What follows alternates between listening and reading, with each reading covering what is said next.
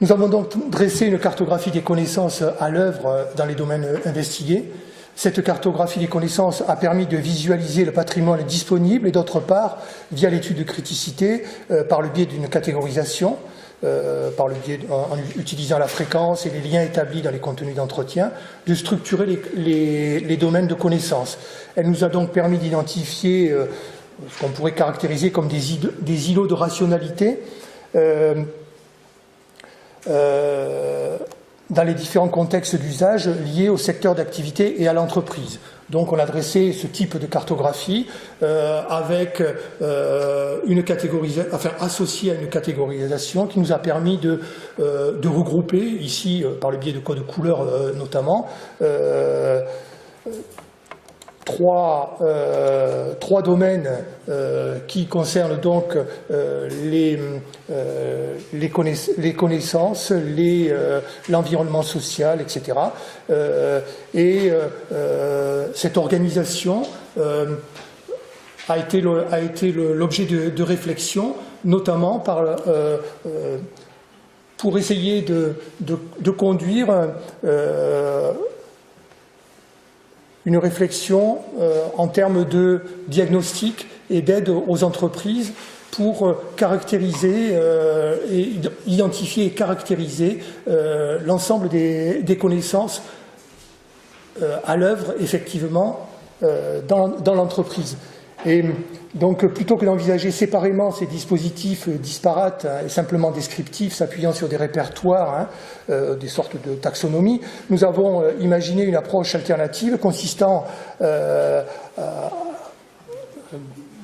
à considérer une instrumentation associée à chacune des alternatives qui va permettre de modéliser un univers de connaissances et de procédures du domaine. Cela,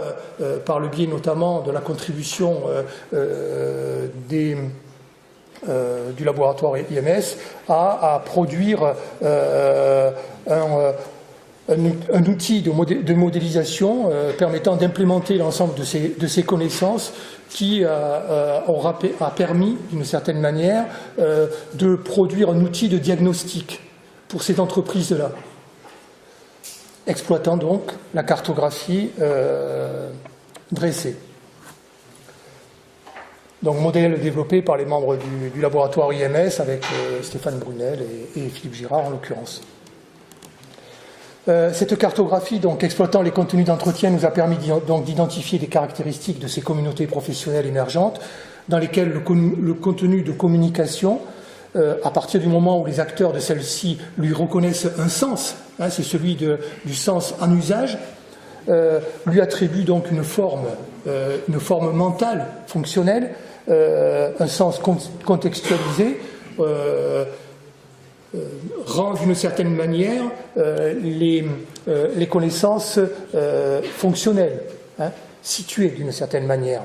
Ainsi, cette cartographie de mise en relation par le biais de l'outil de diagnostic nous a permis de mieux cerner les usages et de saisir les médiations à l'œuvre dans la gestion des connaissances.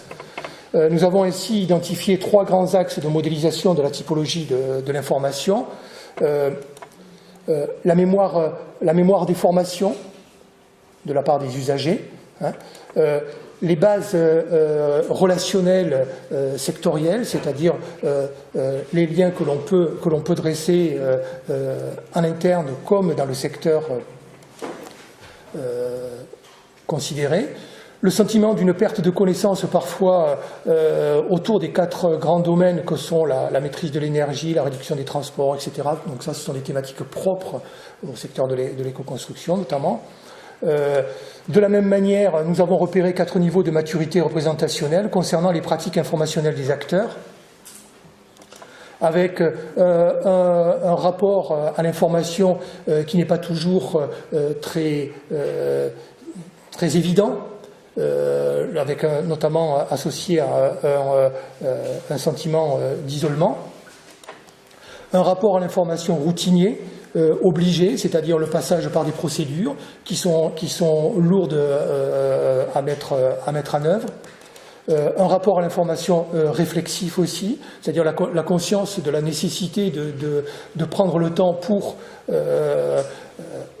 analyser, mettre en relation, organiser et ordonner l'ensemble des informations et repérer cela dans le cadre de procédures à mettre en œuvre. Et un rapport également à l'information managée, à savoir le lien que l'on peut établir entre les différents usagers aux différents niveaux de l'entreprise et les relations qu'ils établissent entre eux dans le cas de transfert de connaissances.